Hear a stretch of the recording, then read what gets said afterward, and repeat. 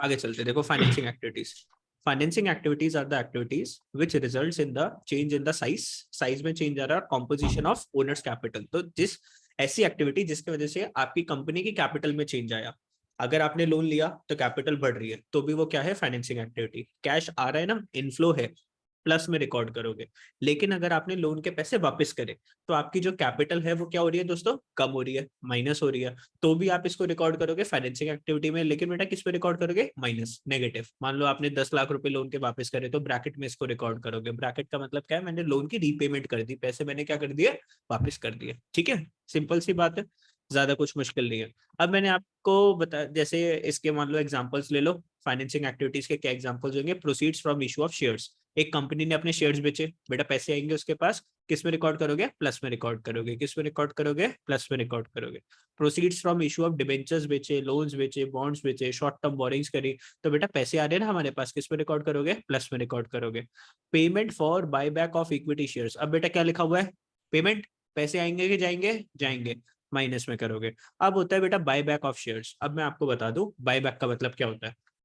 जिस कंपनी के पास बहुत सारे पैसे होते हैं ना, उसको समझ में नहीं आ रहा होता कि यार क्या खरीदे क्या ना खरीदे मार्केट में, तो वो क्या करती है, खुद ही मार्केट में जाके अपने खुद के शेयर्स परचेज कर लेती है। उसको क्या बोलते हैं, बायबैक। जब कंपनी मार्केट में खुद के शेयर्स परचेज कर ले उसको क्या बोलते हैं, बायबैक। पता है क्या होता है, देखो मान लो मेरी कंपनी थी, जब मैंने कंपनी स्टार्ट करी मैं बहुत छोटा था, ठीक है, थोड़े बहुत पैसे थे वो मैंने अपनी कंपनी में लगा दिए। लेकिन धीरे धीरे मैं बहुत अच्छा काम कर रहा था, बहुत मेरे कस्टमर्स बनते जा रहे थे, तो मेरी कंपनी अब क्या मांग रही थी बेटा, ग्रोथ मांग रही थी। अब ब्रांचेस मेरे को और ओपन करनी थी, पैसे थे नहीं मेरे पास। तो मेरे पास दो ऑप्शन है, या तो बैंक से उधार ले लूं, बैंक से अगर लोन लेने के लिए जाता तो किस में फंस जाता, इंटरेस्ट में फंसता। मैंने किस पे गया, पब्लिक के पास गया, मैं आप लोगों के पास आ गया। मैंने कहा थोड़े थोड़े से पैसे दो, ताकि मेरी कंपनी में थोड़े से पैसे आएंगे तो मैं क्या कर सकता हूँ, ग्रो कर सकता हूँ।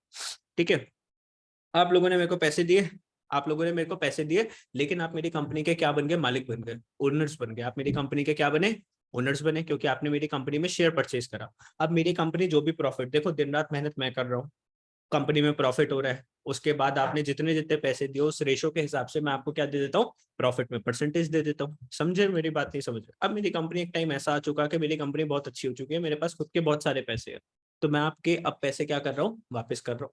क्यों कर रहा हूँ, क्योंकि आपके हाथ में मेरी कंपनी का क्या था, कंट्रोल था। जो भी प्रॉफिट होता था उसमें से कुछ हिस्सा तो आप लोग लेकर चले जाते थे, कंट्रोल था आप लोगों का। अब मैं अपना कंट्रोल वापस लेना चाहता हूँ, तो मैंने आपको जो शेयर जो बेचे थे ना उसको मैं बाय बैक, जो शेयर जो आपने जो खरीद लिया था उसको मैं दोबारा से बाय बैक कर रहा हूँ, आपसे दो वापस से खरीद रहा हूँ। समझे मेरी बात, खुद का अपना शेयर मार्केट से मैंने खरीद दिया। कौन सी कंपनी खरीदती है, जो बहुत स्ट्रांग हो चुकी है, अब उसको कंट्रोल की जरूरत नहीं है। क्यों दूं मैं आपके हाथ में कंट्रोल, मेहनत मैं कर रहा हूँ, जब जरूरत थी पैसे लिए, शेयर होल्डिंग दी, अब मैं आपका शेयर। अब पता क्या होता है, अब आप बोलोगे सर ये तो गलत बात थी ना, जब आपको पैसे की जरूरत थी तो हम काम आए, अब आपके पास पैसे हो गए तो आप हमें पूछ रहे हैं। अब पता क्या होता है, देखो 1600 रुपए का अगर शेयर था ना एक शेयर मार्केट में, तो मैं तुम्हें 1600 नहीं देता, मैं तुम्हें दे रहा हूँ 2400 रुपए। बेटा तुम्हें मैं जाते जाते भी क्या देकर जा रहा हूँ, फायदा देकर जा रहा हूँ। तो ऐसे ही हुआ था टीसीएस कंपनी का, अभी मेरे ख्याल 2-3 साल पहले बायबैक हुआ था। उस टाइम उसका मार्केट में शेयर चल रहा था 1600 रुपए का, मेरे पास भी कुछ शेयर थे टीसीएस के। तो टीसीएस कंपनी क्या कह रही थी, अब आपकी मर्जी है, आपको वापस देनी है तो दो, नहीं देने तो मत दो, आपकी मर्जी है। वो आपके पास एक ऑप्शन देती है, आपको वापस करना है तो करो। और कितने पे वापस ले रही थी, 2400 पे। 1600 का शेयर कितने पे वापस ले रही थी बेटा, 2400 पे। तो बहुत से, क्योंकि अगर 1600 में ही वापस लेगी तो कौन देगा ना, वो कहेगा 1600 का तो मार्केट में ही बेच दूंगा, कंपनी को क्यों बेचू। तो कंपनी कह रही मेरे को कितने का बेच दे, 1600।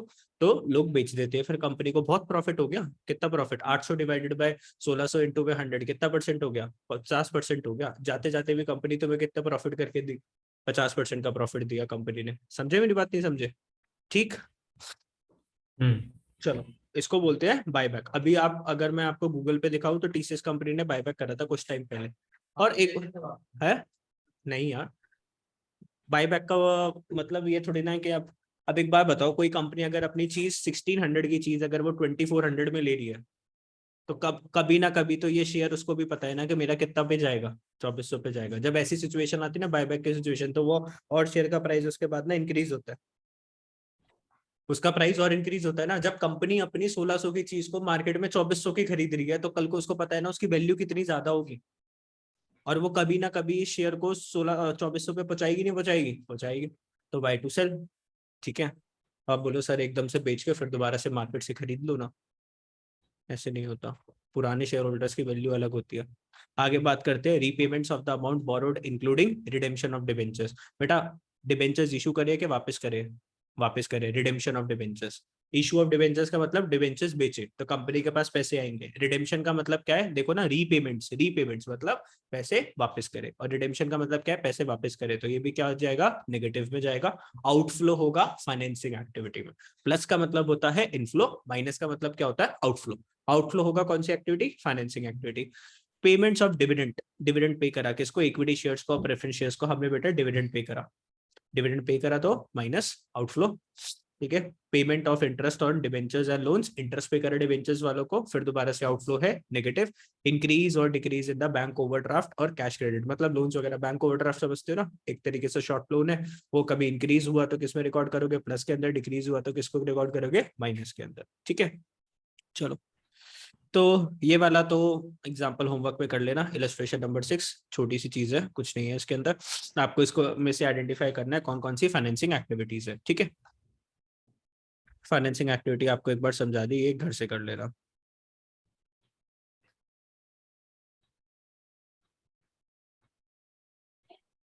अब कुछ ऐसी ट्रांजेक्शन होती है जो कि नॉन कैश ट्रांजेक्शन होती है, ट्रांजेक्शन तो होती है लेकिन कैसी ट्रांजेक्शन होती है बेटा, नॉन कैश ट्रांजेक्शन होती है। जैसे मान लो कभी आपने वर्ड सुना है, सुना है ये, डेप्रिसिएशन। अब आप डेप्रिसिएशन को किस में लिखते हो, पीएनएल के डेबिट साइड पे लिखते हो, एक्सपेंस में रिकॉर्ड करते हो। क्या इस खर्चे के लिए कोई पैसे गए क्या आपकी जेब से, नहीं। आप जब वो कार परचेज करके लाए थे 10 लाख रुपीज की, जब आपके पास इकट्ठे पैसे चले गए थे, फिर हर साल आप क्या कर रहे हो, depreciation 1 lakh rupees, 1 lakh rupees PNL debit में लिख रहे हो। क्या वो एक्सपेंस में कोई पैसे जा रही है क्या, नहीं, आपसे वैल्यू को कम कर रहे हो। तो जो डेप्रिसिएशन होता है वो कैसे आइटम होता है, नॉन कैश ट्रांजेक्शन होती है। तो ऐसी ट्रांजेक्शन कैश फ्लो में रिकॉर्ड होगी, नहीं रिकॉर्ड होती, नहीं रिकॉर्ड होगी यहाँ पर। ठीक है, सिर्फ कौन से ट्रांजेक्शन्स को आप रिकॉर्ड कर सकते हो, कैश ट्रांजेक्शन्स को रिकॉर्ड कर सकते हो। ठीक है, एक बार मैं आपको एक बार फॉर्मेट दिखा दूं कि कैश फ्लो स्टेटमेंट का कैसे फॉर्मेट होता है। देखो बेटा, जब हमारा पूरा कैश फ्लो खत्म हो जाएगा ना, तो कुछ इतना बड़ा हमारा ये फॉर्मेट होगा जब ये क्वेश्चन सॉल्व होगा तो। ठीक है, 2 पेज का आपका क्या होएगा, ये फॉर्मेट होगा। तो इस फॉर्मेट को हम पूरा समझेंगे कैश फ्लो स्टेटमेंट का। ठीक, छोटा मोटी बात नहीं है, इसलिए मैं आप लोगों को बोल रहा हूँ कि क्लास में थोड़ा कंसिस्टेंट रहना, छुट्टे उट्टे मत मारना। ठीक है, चलो आगे। नहीं नहीं नहीं, ये फॉर्मेट है, ये कैश फ्लो स्टेटमेंट का फॉर्मेट है। इसको अगर मैं जूम इन करके दिखाऊं तो ये देख लो, ये पूरा आपको बनाना है। जब ये क्वेश्चन, जब ये पूरा चैप्टर जब खत्म हो जाएगा, हाँ सीरियल वाइज, तो आपको ये पूरा फॉर्मेट आपको बनाना होगा। इसके अंदर मतलब ये फॉर्मेट आता होगा, आपको वैल्यूज डालनी है इस फॉर्मेट के अंदर। तो इस फॉर्मेट को हम लर्न करेंगे धीरे धीरे धीरे धीरे करके क्लास के अंदर। ठीक है, चलो। क्या सर आप हमें डराने वाले थे? नहीं, मैं बता रहा हूँ कि थोड़ा इंपॉर्टेंट टॉपिक है। ठीक है, तुम लोगों को पहले सतर्क। चलो देखो, ऑपरेटिंग एक्टिविटीज के कुछ एग्जांपल ध्यान से अब मेरे साथ। देखो, ऑपरेटिंग एक्टिविटीज आप लोगों ने जान ली, पहचान ली क्या होती है ऑपरेटिंग एक्टिविटीज। मैंने आपको बताया था कैश इनफ्लो का मतलब क्या है, पैसे आ रहे हैं तो प्लस, कैश आउटफ्लो का मतलब पैसे जा रहे हैं, नेगेटिव। अब बेटा दो तरीके की कंपनीज होती थी, एक तो नॉन फाइनेंस कंपनीज होती थी और एक फाइनेंस कंपनीज होती थी। एक नॉन फाइनेंस कंपनी होती थी और कैसी होती थी, फाइनेंस कंपनीज होती थी। नॉन फाइनेंस कंपनीज का मतलब क्या हो गया, और फाइनेंस कंपनी कौन सी होती थी, जैसे बैंक्स। ठीक है, फाइनेंस कंपनीज मतलब बैंक्स, नॉन फाइनेंस कंपनी मतलब बैंक के अलावा सब कुछ। दुकान है किसी की, कुछ है, शॉप है, बिजनेस है, वो क्या है, नॉन फाइनेंस कंपनी। मतलब फाइनेंस कंपनी जिसका मेन बिजनेस क्या है, मनी लेंड करना, शेयर्स बेचना, वो क्या है, फाइनेंस कंपनीज। और नॉन फाइनेंस कंपनीज और बाकी सारी कंपनीज क्या है, नॉन फाइनेंस कंपनीज। ठीक है बच्चों, ओके। अब चलो देखो, नॉर्मल बिजनेस में कैश सेल्स होती है, कैश बेचते हो, पैसे आते हैं, कैश सेल्स होता है। Cash receive from trade receivers, debtor से पैसे आ गए तो वो भी क्या हो गए आप लोगों की, पैसे आ गए डेटर से। रॉयल्टी फी रिसीव्ड, रॉयल्टीज और फी रिसीव्ड, कमीशन रिसीव्ड, ये भी क्या है आप लोगों का business. Income tax refund, income tax से कुछ पैसे वैसे वापस आ गए, तो ये क्या है आपका नॉर्मल बिजनेस में, इन इन चीजों से आपके पास पैसे आते हैं। नॉन फाइनेंस कंपनीज की बात करें तो पैसे कहाँ जाते हैं, अगर आप कुछ परचेज कर रहे हो, क्रेडिटर्स को पैसे दे रहे हो, ऑपरेटिंग एक्सपेंसेस जैसे रेंट के पैसे हो गए, सैलरीज के एक्सपेंसेस हो गए, वेजेस आपने पे कर दी। ठीक है, ये बात समझे आप लोग। बेटा फाइनेंस कंपनीज के लिए बिजनेस क्या होता है, इंटरेस्ट मिला, डिविडेंड मिला, शेयर्स को बेच दिया, ये सारा क्या है इन लोगों का, फाइनेंस कंपनीज का ऑपरेटिंग एक्टिविटी। ठीक है, और नॉन फाइनेंस कंपनी की ये क्या होती है, financing activity. Brokerage receive from stock broker, stock broker मतलब शेयर्स बेचे, शेयर ब्रोकर। जिसके थ्रू हमने शेयर्स बेचे, तो उसको ब्रोकरेज उससे मिली, हमको क्या मिली, ब्रोकरेज मिली, कमीशन वगैरह मिली। भाई तुम लोग की कंपनी है, जैसे मान लो तुम लोग की रिलायंस इंडस्ट्रीज हो गई, मैंने तुम लोगों के शेयर्स किसको बेच रहा हूँ, पब्लिक को बेच रहा हूँ, तो तुम बदले में मुझे क्या पे कर रहे हो, कमीशन पे कर रहे हो ना। ठीक है, तो ये भी इसके लिए क्या हो गई, ऑपरेटिंग एक्टिविटी हो गई। और फाइनेंस कंपनीज की अगर हम बात करें, तो जैसे पेमेंट ऑफ इंटरेस्ट वगैरह पे करा, तो ये क्या हो गया, इनके लिए आउटफ्लो हो गया। अब इन्वेस्टिंग एक्टिविटीज की बात करें, तो आप लोगों को पता है बेटा, फिक्स एसेट्स को बेचा, इन्वेस्टमेंट्स को आपने बेचा, इंटरेस्ट अगर आपको मिला, आपने अगर बिल्डिंग परचेज करी तो किस में जाएगी, इन्वेस्टिंग एक्टिविटी में।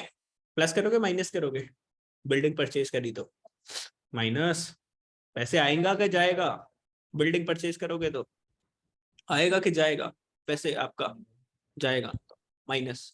तो परचेज कर रहे हो ना, देखो परचेज करोगे तो पैसे जाएंगे, लेकिन बिल्डिंग से क्या आएगा बेटा, रेंट, वो किस में रिकॉर्ड करोगे, इनफ्लो में रिकॉर्ड करोगे और इन्वेस्टिंग एक्टिविटी के अंदर। ठीक है, rent receive from the property. अगर आपने किसी शेयर में पैसे लगाए तो पैसे आएंगे कि जाएंगे, जाएंगे। तो परचेज ऑफ सिक्योरिटीज, देखो क्या लिखा है, परचेज ऑफ सिक्योरिटीज, यहाँ पे पैसे जाएंगे। लेकिन शेयर से क्या मिलेगा बेटा, डिविडेंड मिलेगा, तो वो इनफ्लो है। डिवेंचर्स में पैसे लगाए तो इंटरेस्ट मिलेगा, तो वो क्या है, आपकी इन्वेस्टिंग एक्टिविटी। समझ रहे हो ना, बार बार एक ही चीज को बहुत बहुत बार ये सारी चीजें बोल चुका हूँ, ताकि तुम्हारे दिमाग में क्या हो जाए, एकदम प्रिंट हो जाए।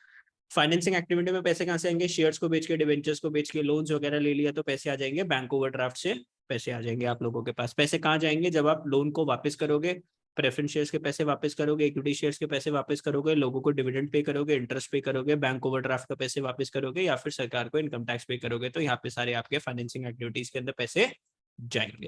ये बहुत डिस्कशन हो गई सर। अब तुम लोगों की बारी, फटाफट से बुक बंद कर दो, जल्दी से जल्दी जल्दी बुक बंद कर दो, जल्दी सारे जने बुक बंद कर दो। और एक थोड़ी सी गेम सी खेलेंगे, वहां से चालू होंगे, ठीक है, वहां से ऐसे पीछे से आएंगे एकदम। चलो बुक बंद करो। और आप लोगों को ये कितने आइटम्स है बेटा, 20 आइटम्स, इसमें से आपको आइडेंटिफाई करनी है कि ऑपरेटिंग एक्टिविटी, इन्वेस्टिंग एक्टिविटी की, फाइनेंसिंग एक्टिविटी। बंद कर दो, बंद कर दो, मैंने बहुत स्क्रीन जूम इन कर रखी है, स्क्रीन पूरी दिखेगी आप लोगों को। ठीक है, चलो स्टार्ट हो जाओ जी जल्दी से वहां से। बेटा कैश सेल्स कौन सी एक्टिविटी है, ऑपरेटिंग, इन्वेस्टिंग, फाइनेंसिंग, फाइनेंसिंग, शाबाश। कौन सी है, हाँ कैश सेल्स, ऑपरेटिंग एक्टिविटी, क्योंकि बिजनेस है हमारा, सेल्स करना क्या है, हमारा बिजनेस है, तो कौन सी एक्टिविटी बेटा, ऑपरेटिंग एक्टिविटी। चलो कैश सेल्स को बताओ, आप लोग भी बताते रहो बेटा, ऑनलाइन वाले बच्चे खुद से बताते रहो। कैश ऑपरेटिंग, पैसे इनफ्लो होगा आउटफ्लो होगा, अच्छा यहाँ पर क्या होगा, इनफ्लो होगा, ये भी साथ साथ बताते रहो। पैसे क्या होगा, आउटफ्लो, ऑपरेटिंग एक्टिविटी और पैसे क्या होंगे बेटा, आउटफ्लो होगा। वेब ऑफ रेंट पेड, आप लोग भी बताते रहो, क्या है, ऑपरेटिंग एक्टिविटी, पैसे आएंगे जाएंगे, है जाएंगे आउटफ्लो, आउटफ्लो होगा, क्या होगा बेटा, आउटफ्लो, ओएफ, आउटफ्लो होगा। ठीक है, cash in hand, cash in hand बेटा ये होएगा आपका cash and cash equivalent, cash and cash equivalent, operating भी है, इन्वेस्टिंग भी है, फाइनेंसिंग भी है, और कैश एंड कैश इक्विवेलेंट। तो कैश इन हैंड हमारे पास जो पड़ा है वो क्या है, कैश एंड कैश इक्विवेलेंट। ठीक है, चलो एक और opportunity, income tax paid, income operating tax operating activity, और पैसा आएगा जाएगा, जाएगा, ओएफ। बेटा office expenses, operating, investing, financing, operating, office expense आएगा जाएगा, पैसे जाएगा, तो ऑपरेटिंग है, क्या हो जाएगा, आउटफ्लो हो जाएगा। चलो बेटा बताओ, बैलेंस एट बैंक, कैश ना ना ना ना, cash and cash equivalents, cash and cash equivalent, cash या कैश के बराबर चीजें। ठीक है, तो बैंक में जो कैश जो पड़ा हुआ है वो कैश एंड कैश इक्विवेलेंट। बेटा लेट हो गए, जल्दी आओ जल्दी आओ। बैलेंस एट बैंक क्या हो जाएगा, cash and cash equivalents. Sale of machinery by a dealer of machines, machine है, मशीन बेची है, इन्वेस्टिंग,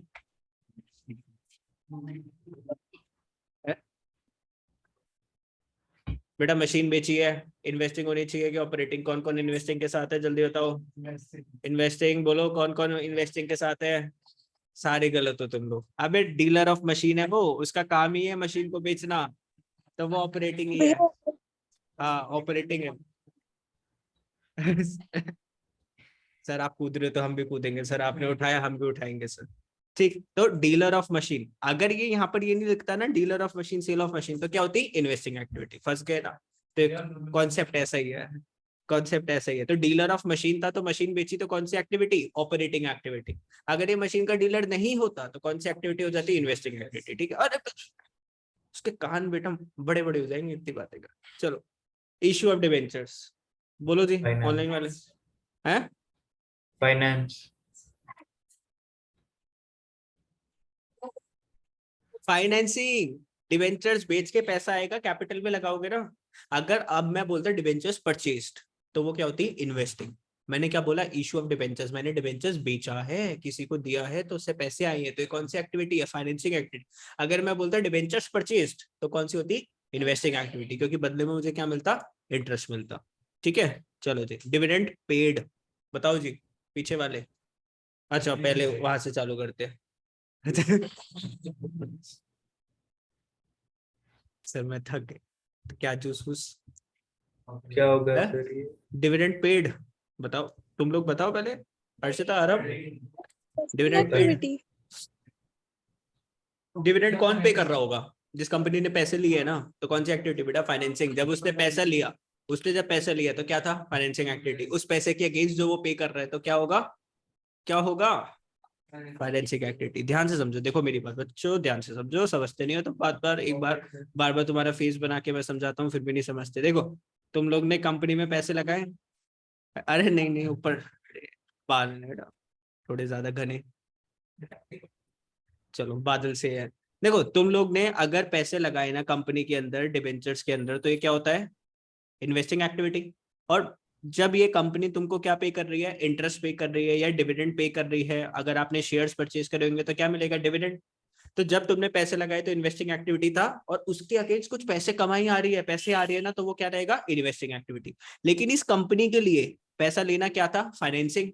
तो उस पैसे के ऊपर चाहे ये डिविडेंड पे करे चाहे इंटरेस्ट पे करे, तो वो क्या होगा? फाइनेंसिंग। अब वहां पे क्या लिखा होता है? Dividend paid. कौन पे करेगा ना? कंपनी। अगर लिखा होता है डिविडेंड रिसीव्ड, तो क्या होता? इन्वेस्टिंग। डिविडेंड रिसीव्ड होता तो इन्वेस्टिंग, मतलब तुम लोगों ने पैसे लगाए थे, तुम्हें डिविडेंड मिला, तो तुम लोग ने पैसे लगाए तो इन्वेस्टिंग, तो मिला तो इन्वेस्टिंग। और कंपनी जिसने डिविडेंड के पैसे लिए, उसके डिवेंचर्स के पैसे लिए, तो क्या था? फाइनेंसिंग। और उस पैसे पे डिविडेंड पे करा, तो भी क्या है? फाइनेंसिंग। अब बताओ, पैसे आएंगे कंपनी के कि जाएंगे? जाएंगे, तो आउटफ्लो होगा फाइनेंसिंग एक्टिविटी। समझे ना मेरी बात? बहुत इतनी भी ज्यादा कोई टेक्निकल चीज नहीं है, ठीक है। मतलब राम राम ही रहेगा, शाम शाम ही रहेगा। राम शाम नहीं बनेगा, शाम राम नहीं बनेगा, सीधी सी बात है। मतलब जब पैसे लगाए थे तो इन्वेस्टिंग था, उसके अगेंस्ट कुछ पैसे आ रहे हैं तो भी इन्वेस्टिंग, ठीक है।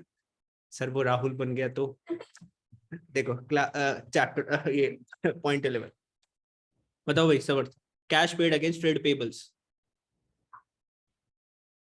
ट्रेड पेबल्स का मतलब ना क्रेडिटर्स, क्रेडिटर्स को कैश पे करा। Operating outflow.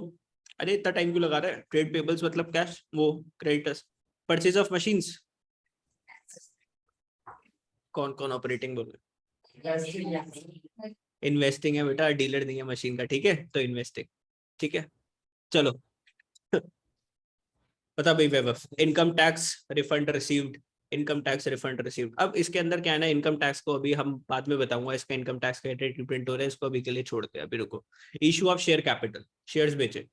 अब तो थकावट दूर हो गई, शेयर्स तो बहुत कंफर्टेबल है। हाँ जी, फाइनेंसिंग एक्टिविटी, ठीक है ना। इशू ऑफ शेयर्स, कंपनी जिसने शेयर बेचे उसके पास पैसे आएंगे, कैपिटल में लगाएगी। Sale of patents, sale of patents investing, क्योंकि क्या है? हाँ, इंटेंजिबल एसेट है ना, इंटेंजिबल एसेट है तो क्या हो जाएगी? Investing activity. Purchase of marketable securities, कौन सी activity? Investing activity. Marketable securities बेटा, cash and cash equivalent, marketable securities जो कि 3 महीने में कैश में कन्वर्ट हो जाएगी, तो मार्केटेबल सिक्योरिटीज क्या? Cash and cash equivalent. आगे, परचेज ऑफ गुडविल, वो ऑपरेटिंग। इन्वेस्टिंग, इंटेंजिबल एसेट है, क्या हो जाएगा? Investing. Short term deposits in bank, bank में पैसे डिपॉजिट करे, बैंक में पैसे डिपॉजिट करे, short term deposits in bank, cash in, ठीक है। फिर बाकी purchase of securities as investment, purchase of securities as investment, security purchase करी एज इन्वेस्टमेंट, मतलब इन्वेस्टमेंट करी मैंने, है इन्वेस्टिंग एक्टिविटी। पता है बहुत मारूंगा मैं, एक तरह से आंसर नहीं निकलता। Cash receive from debtors, debtor से पैसे आए बेटा, ऑपरेटिंग एक्टिविटी इनफ्लो, ठीक है। तो ऐसे ही आपको क्या करना है ना, ऐसी गेम खेलना है, ऐसे मजा आएगा बहुत अच्छा वाला। तो अब एक और खेलनी है क्या, कि बहुत है? एक और खेलनी है, खेल लो, कुछ नई नई पॉइंट आ रही है? एक और खेल लेते हैं, क्या है, स्कूल में भी तो खेलते हैं। Income tax refund, income tax refund बेटा, इनकम टैक्स रिफंड। तो इनकम टैक्स अगर कुछ भी नहीं बोला होता, तो हमेशा कौन सी एक्टिविटी मानते हो? Operating activity. पैसे जा रहे हैं तो भी ऑपरेटिंग एक्टिविटी, आ रहे हैं तो भी ऑपरेटिंग एक्टिविटी। लेकिन अगर क्वेश्चन कभी बोल देता है तो इनकम टैक्स इन्वेस्टिंग एक्टिविटी है, इनकम टैक्स फाइनेंसिंग एक्टिविटी है, तो उसको इन्वेस्टिंग भी मान सकते हो, फाइनेंसिंग भी मान सकते हो। अगर कुछ नहीं बोला, अब जैसे यहाँ पे कुछ नहीं बोला, तो इनकम टैक्स को क्या लोगे? Operating activity. ठीक है, समझे मेरी बात? चलो अब एक और बार खेलेंगे ना। चलो अब स्टार्ट करते हैं दोबारा, क्योंकि इसमें देखो नई आइटम्स है ना, पुरानी नहीं है, तो ऐसा तुम्हें नहीं लगेगा बोर बोर सा। चलो, मार्केटिंग एक्सपेंस। मार्केटिंग एक्सपेंस, ओए मार्केटिंग एक्सपेंस, मार्केटिंग पे खर्चा कर रहे हो ना, अपनी एड वैड पे खर्चा, ऑपरेटिंग एक्टिविटी। ऑपरेटिंग में क्या करोगे? आउटफ्लो कर दोगे। Purchase of investment, investments purchase करें, इन्वेस्टिंग एक्टिविटी। चलो चलो सारी एक साथ ही बोल दो। Cash receive from trade receivables, operating activity. Bye back of equity shares, खुद के शेयर्स खरीद लिए मैंने बाद में। कैसे बोलिए फाइनेंसिंग? शेयर्स देखा तो टूट जाते हैं फाइनेंसिंग। एक कंपनी ने खुद के अपने शेयर्स खरीद लिए भाई, खुद के शेयर्स खरीद लिए, तो कौन सी एक्टिविटी डालोगे? Operating, investing, financing? नहीं समझे? Bye back of equity shares अभी समझा दो। Repayment of long term loans, loans के पैसे वापस करें, है फाइनेंसिंग। जब लोन लिया था financing. Commission received, operating activity. Selling and distribution expenses, operating. अरे बिजनेस का ही तो खर्चा है selling and distribution. Redemption of debentures, debentures वालों को पैसे वापस करें, redemption financing activity. Sale of marketable securities, sale of marketable securities. Cash and cash equivalent है क्या? Cash and cash equivalents. Bank overdraft cash credit, bank overdraft cash credit financing activity. अब buy back of shares, financing. Buyback of shares कौन सी activity? Financing activity. भाई एक बात बताओ ना, कंपनी ने खुद का शेयर परचेज करा, मतलब उसने अपना शेयर, उसके पैसे किस में डाले? अपने शेयर कैपिटल में डाले। अपने कैश को किस में कन्वर्ट कर दिया? शेयर कैपिटल में। कंपनी के पास आज बैंक में पैसे पड़ा हुआ था 1,000 करोड़ रुपए, उसने अपने खुद के शेयर्स परचेज कर लिए, तो पैसे किस में चले गए? अब शेयर कैपिटल में। बैंक में ना होकर अब किस में चले गए? कैपिटल में चले गए, तो कैपिटल तो बढ़ गई ना, तो कौन सी एक्टिविटी हो गई? Financing activity. ठीक है, मजा आ गया सर एकदम। तो क्वेश्चन नंबर 11 अब फटाफट से अपनी बुक से पढ़ लो जल्दी से, किसी को डाउट है तो पूछ लो। 11 एक बार खुद रीड कर लो बुक। क्यों?